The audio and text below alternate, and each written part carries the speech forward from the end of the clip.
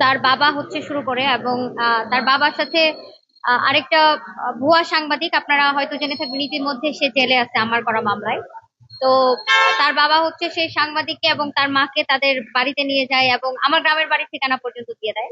তো যাই হোক, তারা সবাই মিলে সোশ্যাল মিডিয়াতে আমার বাচ্চাকে নিয়ে নানা রকম ভিডিও, তারপর এটা এক পর্যায়ে এটা বুলিং এবং ট্রলিং শুরু হয়ে যায়। তো আমার বাচ্চা যেহেতু 11.5 বছর বয়স এবং তার এখন উঠতি বয়স, এবং সে মানসিক ট্রমার মধ্যে পড়ে যায়, এবং যেটা কিনা সে স্কুলে যায় এবং বিভিন্ন রকমের বুলিং এর শিকার বা জবাবদিহিতার মধ্যে তাকে আসতে হয়। তো সে এটা নিয়ে ট্রমার মধ্যে চলে যায়, এবং বাচ্চার সুরক্ষার জন্য আমি হচ্ছে মহামান্য আদালতের দ্বারস্থ হই।